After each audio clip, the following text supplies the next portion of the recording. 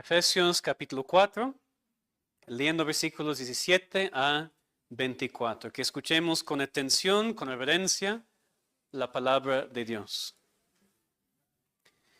Esto pues digo y requiero en el Señor, que ya no andéis como los otros gentiles, que andan en la vanidad de su mente, teniendo el entendimiento entenebrecido, ajenos de la vida de Dios por la ignorancia que en ellos hay, por la dureza de su corazón, los cuales después que perdieron toda sensibilidad, se entregaron a la lascivia para cometer con avidez toda clase de impureza. Mas vosotros no habéis aprendido así a Cristo. Si en verdad le habéis oído y habéis sido por él enseñados conforme a la verdad que está en Jesús. En cuanto a la pasada manera de vivir, despojaos del viejo hombre que está viciado conforme a los deseos engañosos, renovaos en el espíritu de vuestra mente y vestidos del nuevo hombre, creado según Dios en la justicia y santidad de la verdad. Amén. Vamos a orar. Padre, toma tu palabra inspirada, tu palabra poderosa. Tómala, Señor, para usarlo como espada de dos filos. Para que aprendamos nosotros que venimos aquí con el deseo de conocerte más. Pero igual, Señor, usa tu palabra para romper los corazones de aquellos aquí que venían y no quieren saber nada de ti.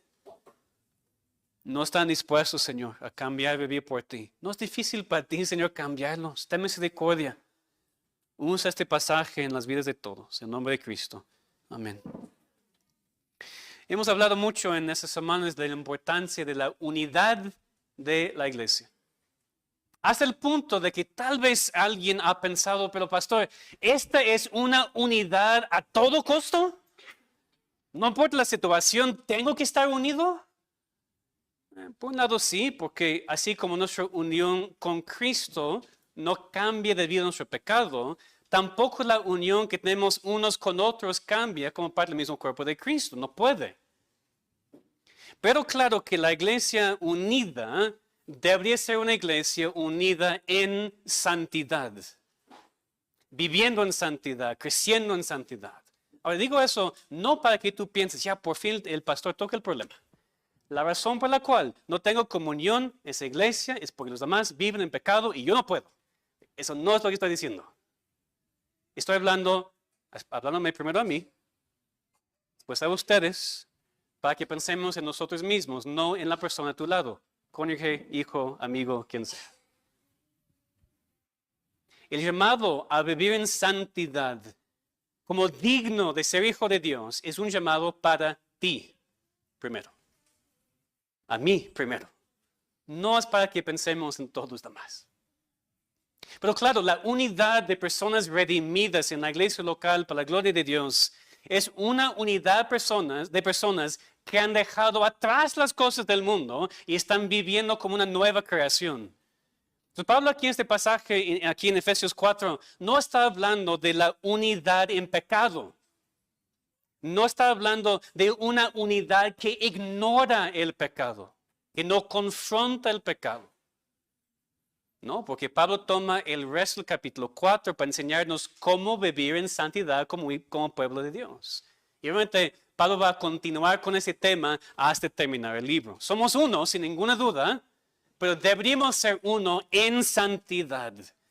Aquí nos dice cómo deberíamos vivir como personas redimidas, en comunidad unida, en contraste al mundo. El mundo que no tiene a Dios y no vive en santidad.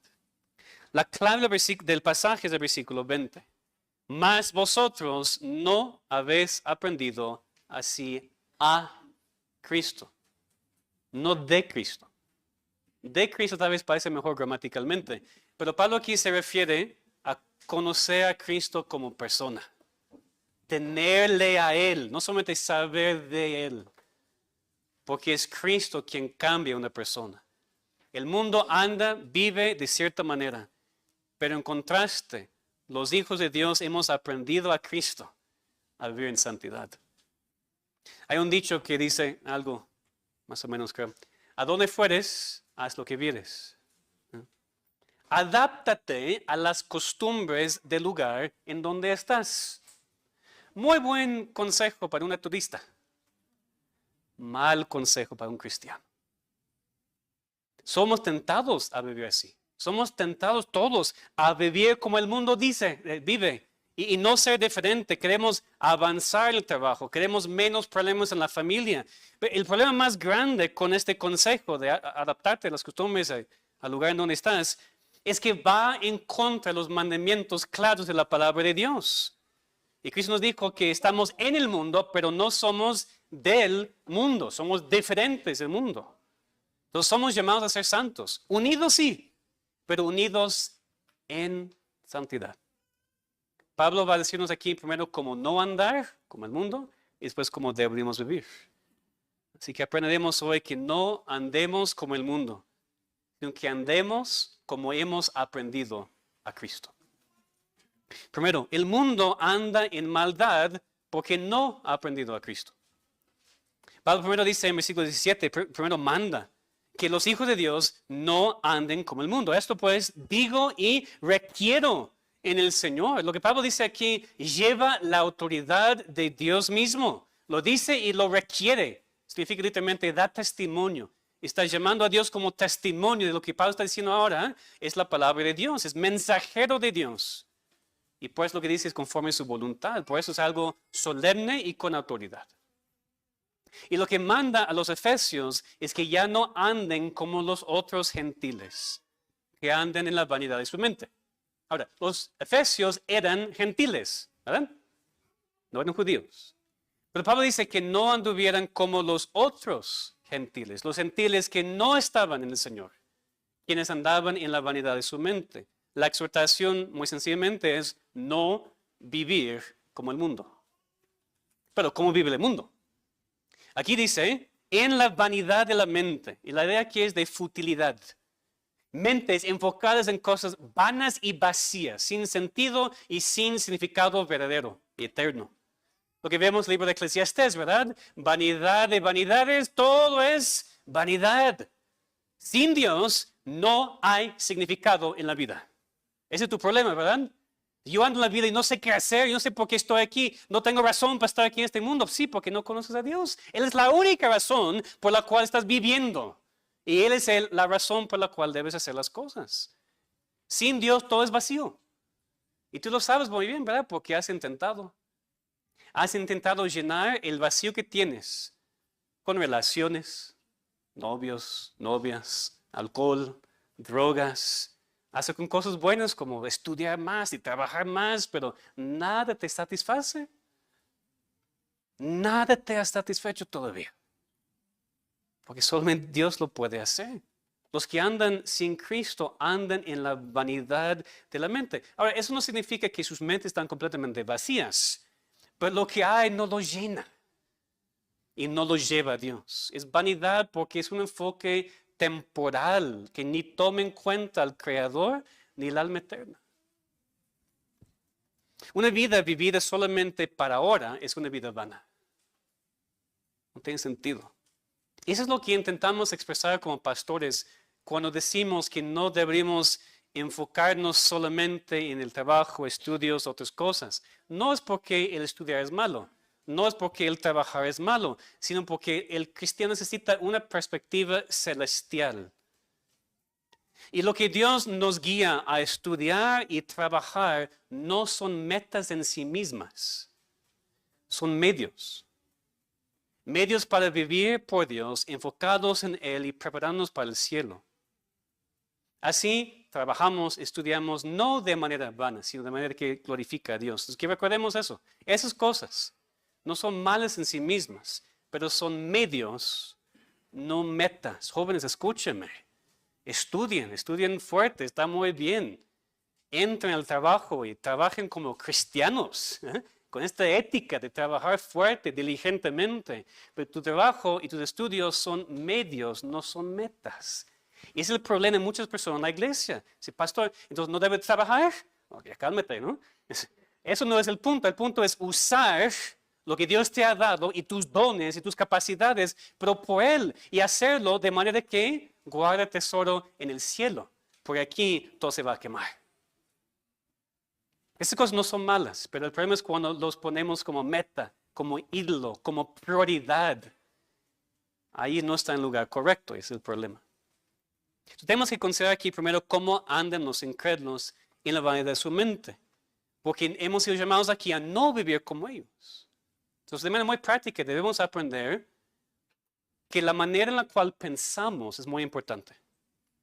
La manera en la cual pensamos afecta cómo vivimos y cómo hablamos, afecta toda la vida. Proverbios 23:7 dice, así como alguien piensa en su corazón, así es. Eso no nos gusta, porque queremos pensar que en la manera en la cual actuamos, así somos.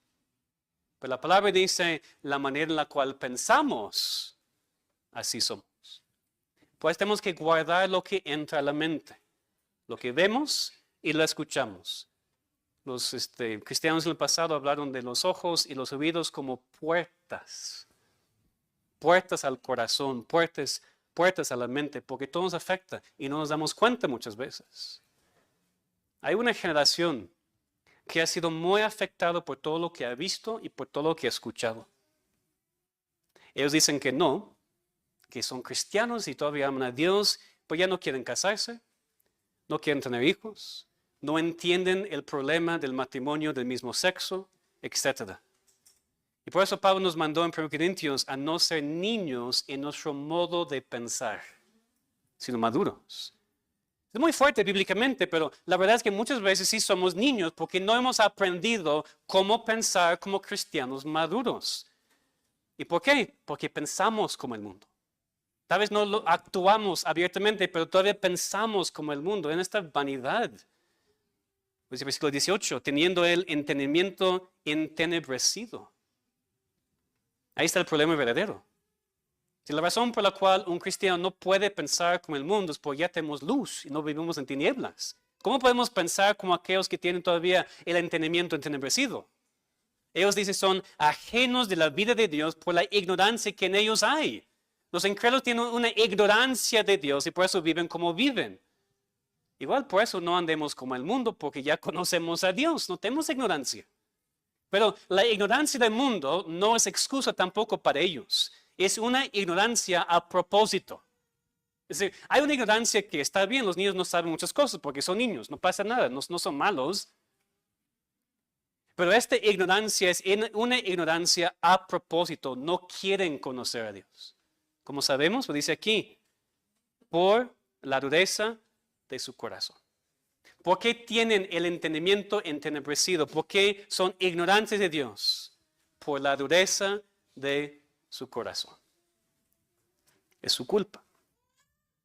La palabra dureza aquí viene una palabra en el original que significa piedra, algo que se endurece para llegar a ser como una piedra.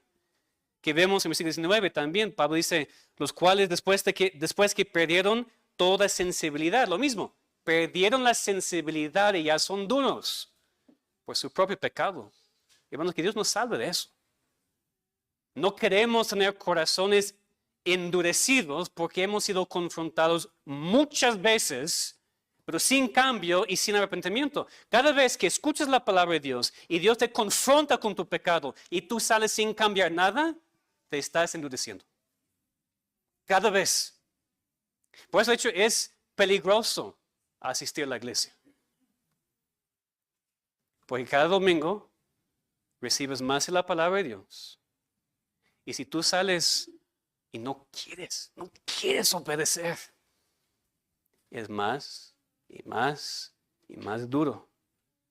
Hasta que termines en lugares en donde nunca hubieras imaginado. ¿Por qué esa iglesia no tiene 150 personas? Varias razones, ¿no? Pero una razón es porque muchos han salido y no a otras iglesias. Por la dureza de sus corazones ya ni buscan a Dios. No quieren nada que ver con Dios. No quieren estar en Él. No quieren, se han endurecido. Qué peligroso. Y Dios nos salve de eso. Porque la dureza de corazón lleva a una persona a cosas peores. Versículo 19. Después que perdieron toda sensibilidad, se entregaron a la lascivia para cometer con avidez toda clase de impureza. Siendo ya duros e insensibles, Pablo dice que se entregaron a la lascivia. Se dedicaban tiempo completo a la inmoralidad. Porque ya no hacían caso a su conciencia o a la ley de Dios. Con avidez, de hecho, con un celo, con un deseo, cometen toda clase de impureza. Van de mal en peor. Vemos lo mismo en Romanos 1. Ven conmigo en sus Biblias. Romanos 1, empezando en versículo 24. Ahora, empezando en versículo 18, empezamos con el contexto, ¿no? De lo que Dios ha hecho. Dios se ha revelado, no hay excusa para nadie. Pero fíjense en los resultados cuando aquellos que han recibido la revelación de Dios, de todos modos quieren rechazarle. Versículo 22, de hecho, profesando ser sabios, se hicieron necios. Versículo 24, por lo cual también Dios los entregó a la inmundicia, lo mismo que vemos en Efesios. En las concupiscencias de sus corazones, de modo que deshonraron entre sí sus propios cuerpos. Versículo 26, por eso Dios los entregó a pasiones vergonzosas. Aún sus mujeres cambiaron el uso natural por el que es contra naturaleza.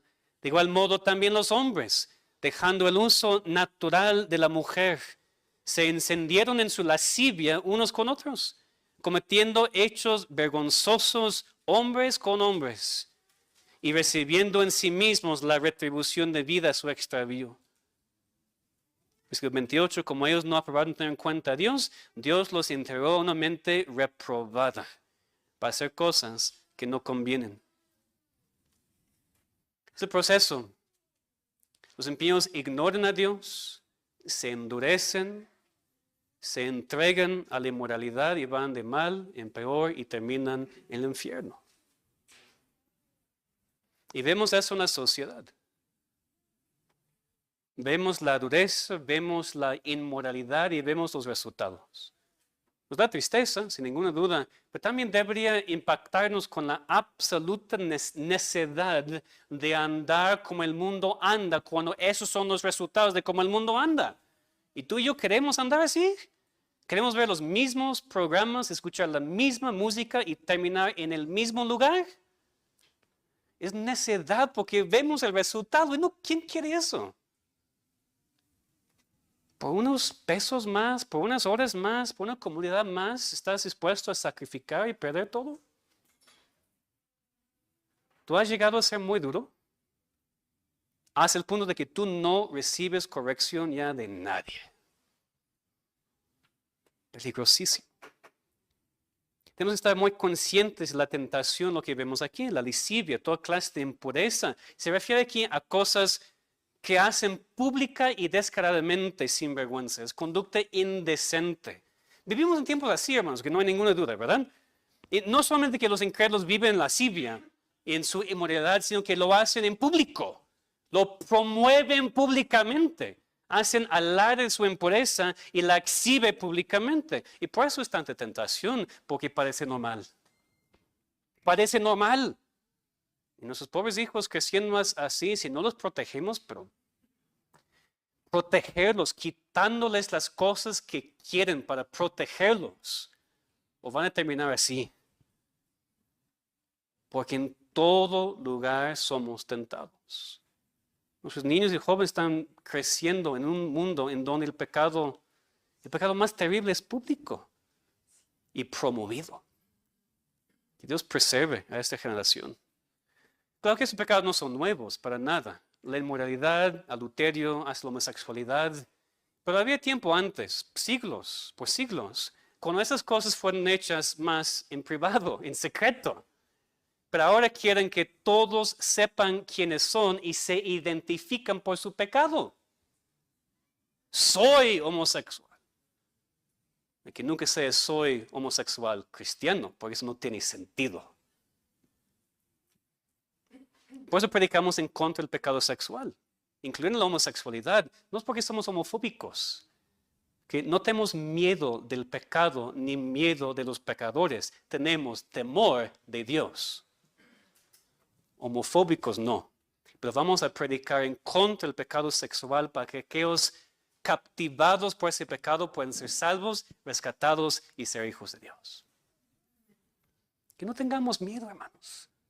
que no seamos cobardes para decir lo que creemos con los familiares, con los amigos, con los vecinos y con los compañeros de trabajo de la escuela. Va a resultar en persecución. Va a resultar en incomodidad. Pues, ¿somos cristianos o no somos cristianos? Tema de práctica, entonces, tenemos que proteger nuestras mentes. Guardar el corazón, dice el proverbio. Sobre toda cosa guardada, guarda tu corazón porque de él mana la vida. Entonces, con cuidado lo que vemos en la tele, en la compu, en el celular. Con cuidado lo que escuchamos. Hermanos, no sé si saben, traemos un filtro bíblico. Ya sabemos de filtros, ¿verdad? Hay filtros de internet para que ciertas cosas no pasen por lo que vemos. ¿Saben que tenemos un filtro bíblico? Filipenses 4:8.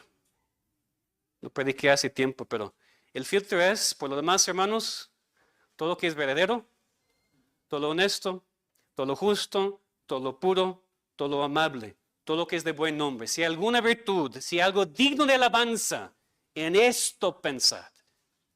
Ese es tu filtro por todas tus series, todas tus películas, todo YouTube, TikTok y lo que sea ahora, ¿no? Toda tu música. No hay un filtro de esta iglesia local, una lista de eso sí, eso no. No tenemos eso.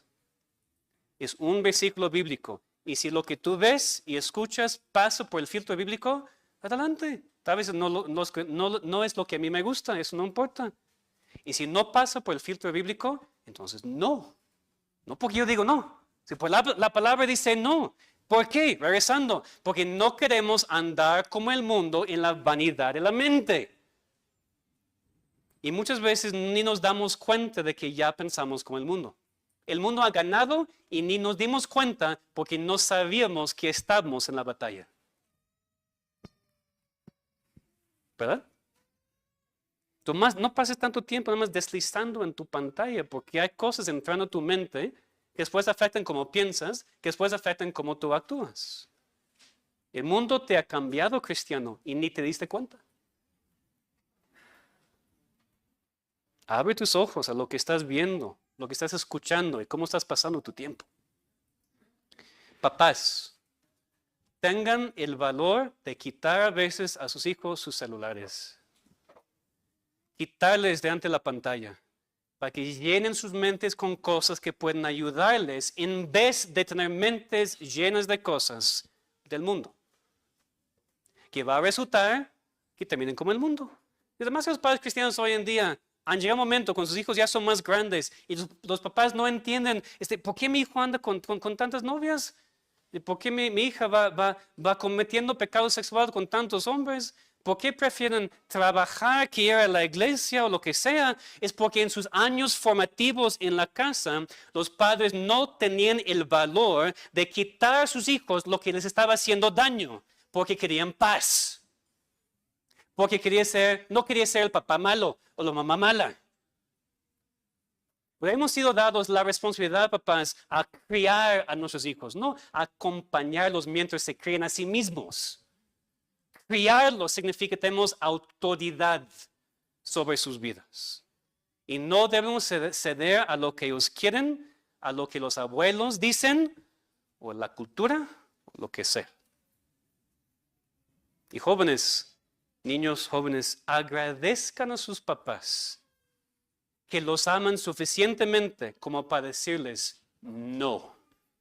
Esta palabra es buenísima. Los jóvenes, los niños necesitan escuchar la palabra no. Los papás que nunca dicen no a sus hijos y no los disciplinan, no los aman. Punto. No, pero yo no quiero ser con mi papá o con mi mamá. Si tal vez tuviste mal ejemplo, entiendo. Pero tú tienes la palabra de Dios para enseñarte qué hacer. Si tú les das todo lo que quieren, no los amas. Ustedes, niños y jóvenes, necesitan que sus papás a veces nieguen lo que quieren, porque ustedes no saben mejor que sus papás. Hay una etapa cuando piensan que sí. 12, 14, 15 años en este rango, tal vez más grande, tal vez más chiquito, depende, ¿ok? Y los hombres piensan, no, yo sé mejor, mi papá no sabe nada, mi mamá menos. Entonces, ¿por qué? Pero espera algunos años más y te vas a dar cuenta que saben mucho.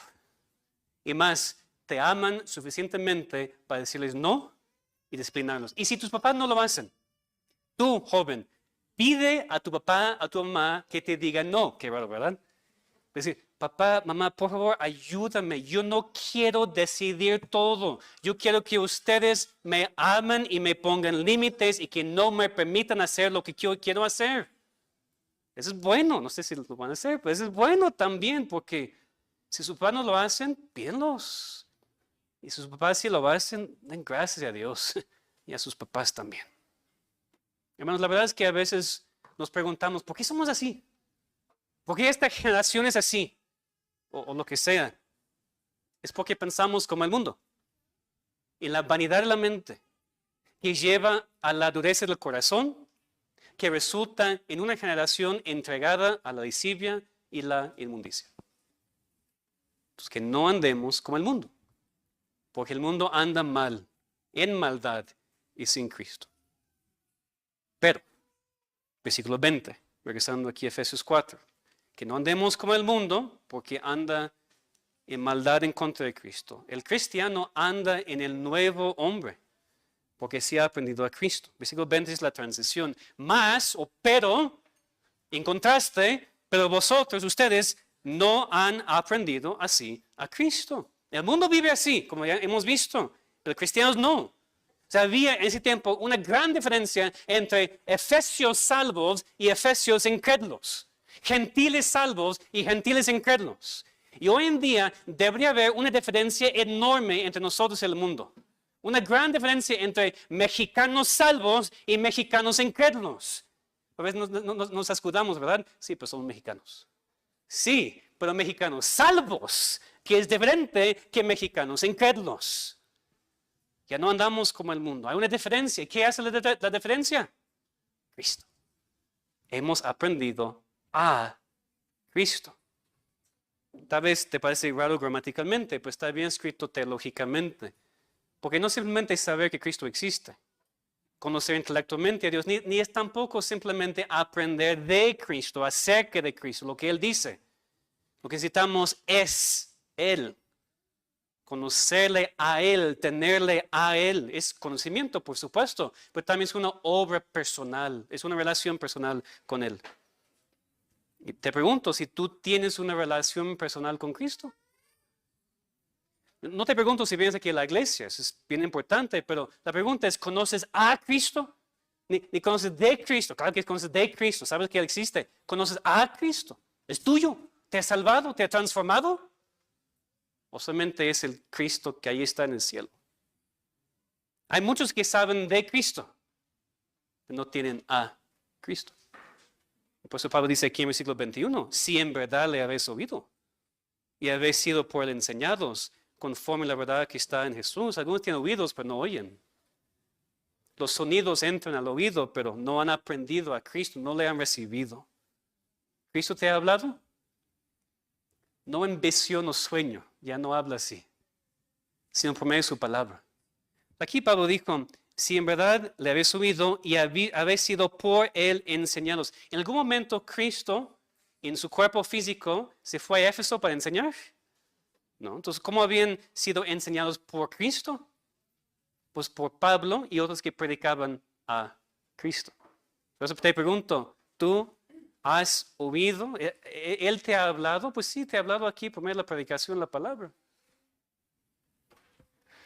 Hemos sido enseñados por Cristo, por lo que tenemos en la palabra de Dios. Los predicadores somos medios, pero Cristo y su verdad se encuentran en la palabra de Dios escrita.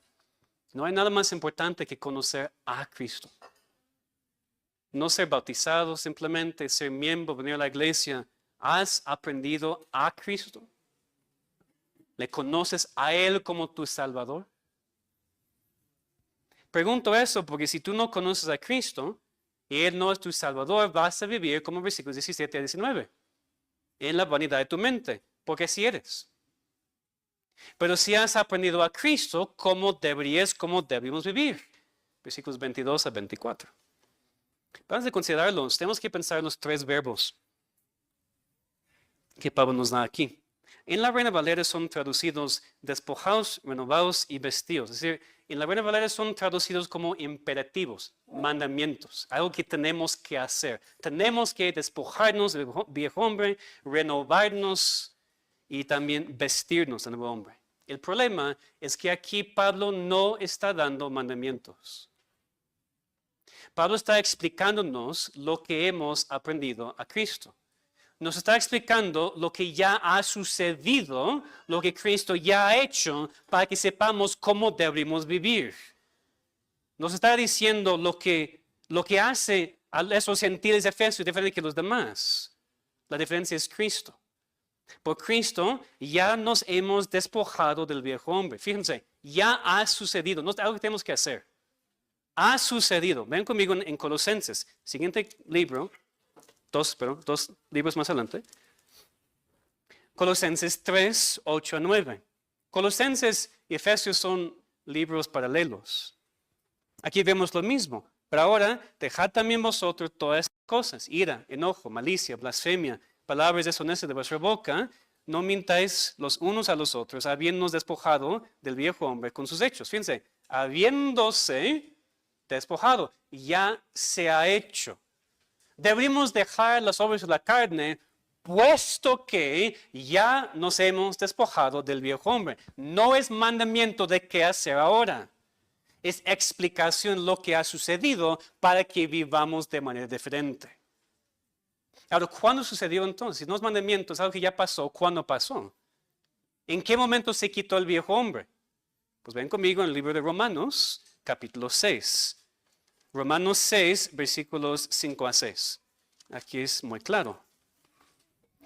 Romanos capítulo 6, versículos 5 y 6. Porque si fuimos plantados juntamente con Él, con Cristo, en la semejanza de su muerte, así también lo seremos en la de su resurrección, sabiendo esto, que nuestro viejo hombre fue crucificado juntamente con Él para que el cuerpo del pecado sea destruido, a fin de que no sirvamos más al pecado. Entonces, en el momento de la salvación, cuando entramos en unión con Cristo, el viejo hombre ha sido crucificado y destruido. Tiempo pasado, fue crucificado. Entonces, aquí en Efesios no es mandamiento de qué hacer ahora, es cómo vivir a la luz de lo que ya se ha hecho en la salvación. Ahora, lo que hace difícil aceptar esta explicación es porque luchamos todos los días en contra de la carne. Y parece que ahí está el viejo hombre y ahí está ganando. Así parece. Pero luchamos en contra de la ley de nuestros miembros, la carne, la corrupción que todavía resta en nosotros. Pero el viejo hombre, esta vieja naturaleza que nos controlaba antes, está muerto, crucificado, destruido. Por eso leemos Romanos 6, 12. No reine pues, por esta razón, que no reine el pecado en vuestro cuerpo mortal, de modo que lo obedezcáis en sus concupiscencias, ni tampoco presentéis vuestros miembros al pecado como instrumentos de iniquidad. Es decir, el viejo hombre está muerto, pues la tentación sigue a vivir como antes, a vivir como la carne. Lo que Pablo dice aquí en Efesios 4. No deberíamos vivir conforme al viejo hombre que está viciado con deseos engañosos. Vivir conforme al viejo hombre que está muerto sería muy raro. ¿Por qué? Si está crucificado, destruido y muerto, ¿por qué vivir conforme a sus deseos? Ya no te controla, no te puede controlar. A veces la excusa, no, pero el diablo me lo hizo hacer, ¿no? O no pude controlarme, por mi carne me ganó. Sí, pero no te controla. Ya tienes victoria, libertad en Cristo. No es como nos enseñan el viejo hombre, el nuevo hombre todo el tiempo peleándose como un torneo de boxeo. Y no es a quien alimentas más va a ganar. Tampoco, no se encuentra la palabra de Dios. El viejo hombre está muerto. Si tú quieres regresar a sus deseos y vivir conforme a la carne, lo puedes hacer, pero qué rara decisión para ti. Ir al cadáver y vivir conforme a sus deseos. Lo que hacemos cada vez que pecamos. No tiene sentido. Versículo 23, lo mismo, no es mandamiento. Estamos siendo renovados en el espíritu de nuestra mente. Aquí la traducción no es tan buena porque aquí el verbo en griego es pasivo, no activo. Es decir, no dice, renuévense ustedes. Dice, ustedes están siendo renovados. ¿Quién está de acuerdo con todo eso de la palabra de Dios? No renovamos nuestras mentes. Nuestras mentes son renovadas. Primero sucede en la salvación. Tito 3:5.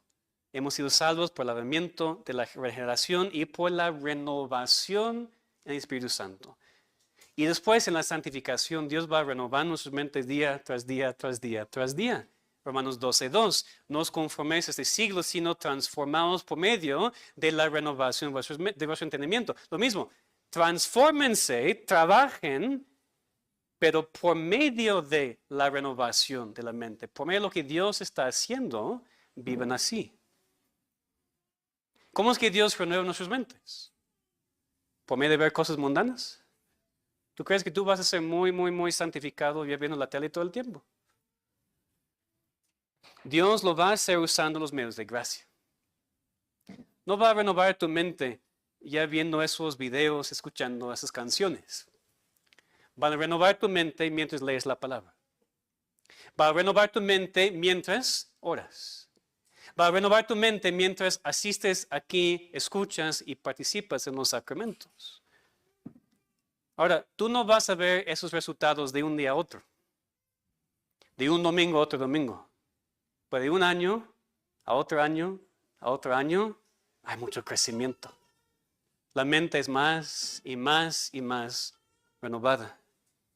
Entonces deberíamos vivir a la luz de que el viejo hombre está muerto, que Dios está renovando nuestras mentes y finalmente versículo 24, que hemos sido vestidos del nuevo hombre, creado según Dios en la justicia y santidad de la verdad. Otra vez, eso es algo que Dios ya ha hecho, no algo que somos mandados a hacer. ¿Cómo podemos vestirnos del nuevo hombre? ¿Cómo lo haces? Es imposible. Dios lo hace en la salvación.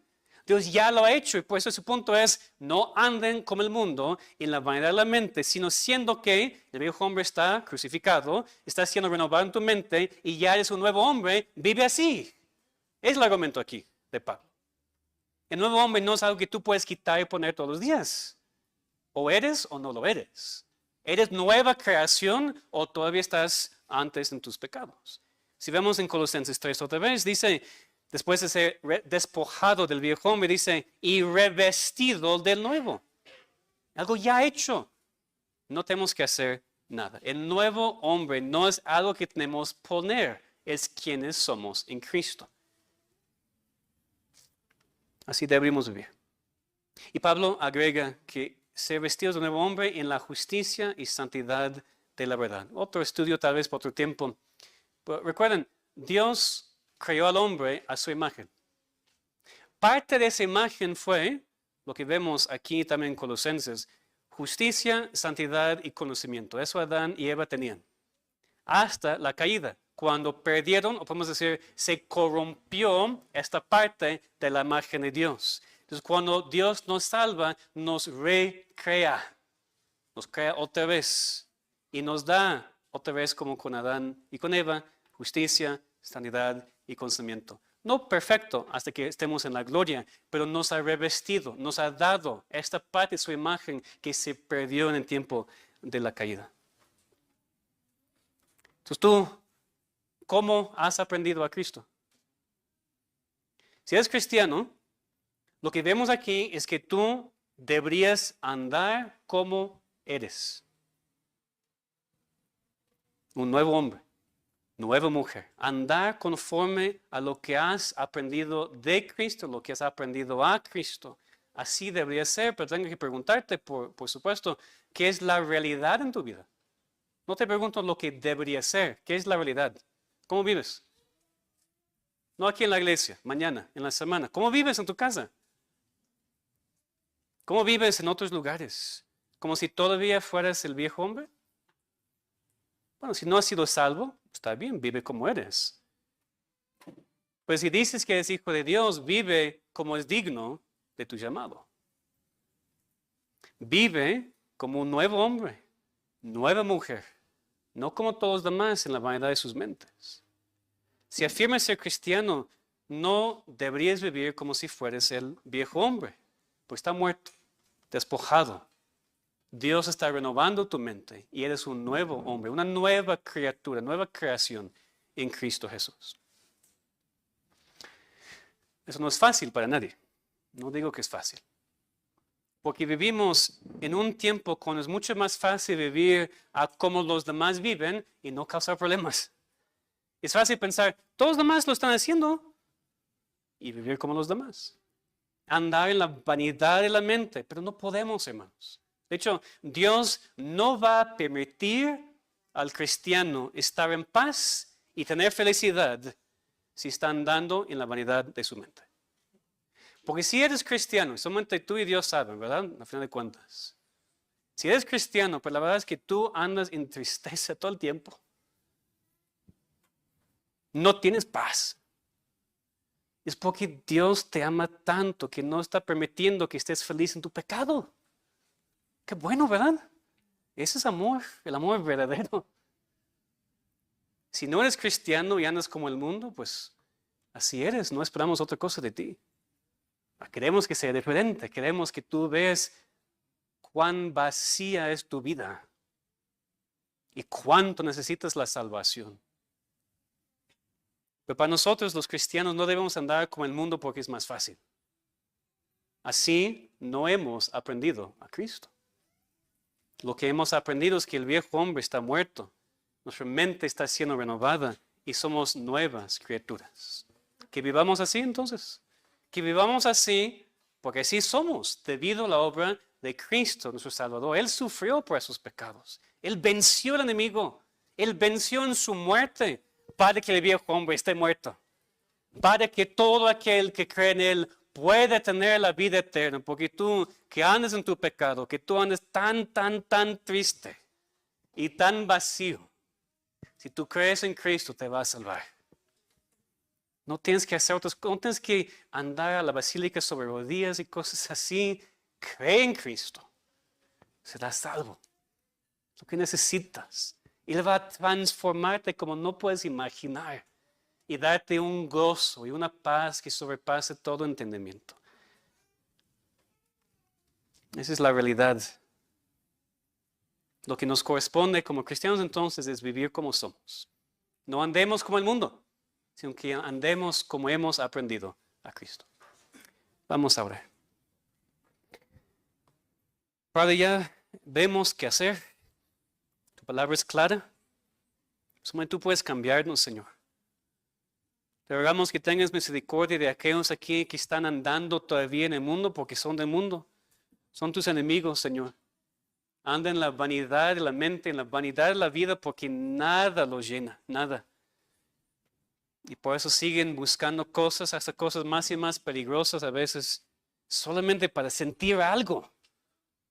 Oh, Señor, por favor, ten misericordia para salvarlos hoy, para que puedan recibir la salvación que es por pura gracia y ser transformados para siempre, adoptados a tu familia.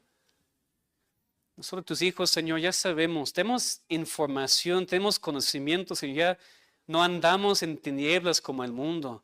Pero, Señor, ayúdanos a vivir conforme a quienes somos entonces. Es tan fácil para nosotros como iglesia tener los mismos hábitos que el mundo y pensar como el mundo y recibir a nuestras mentes lo mismo que el mundo recibe. Muy fácil, Señor. Protege a nuestros hijos. Protege a nuestros jóvenes, Señor. Tal vez han estado expuestos algunos a muchas cosas del mundo. Señor, que no sigan así. Que los padres tengan valor. Que los hijos se sometan. Que tú, Señor, traigas salvación a nuestros hijos a edad temprana. Para que sean protegidos, Señor, por ti. Para no crecer y vivir como el mundo.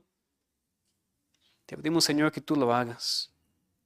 Y ayúdanos como iglesia, Señor, dejar atrás los ídolos en la vida, las prioridades equivocadas, los enfoques temporales. Ayúdanos a dejar atrás lo que es obviamente pecaminoso, pero también esas cosas que nos asedian, esas cosas que no son en sí mismas pecaminosas, pero que nos distraen de lo que es importante. Señor, no has enseñado en cierto sentido nada nuevo hoy. Todo eso ya sabemos.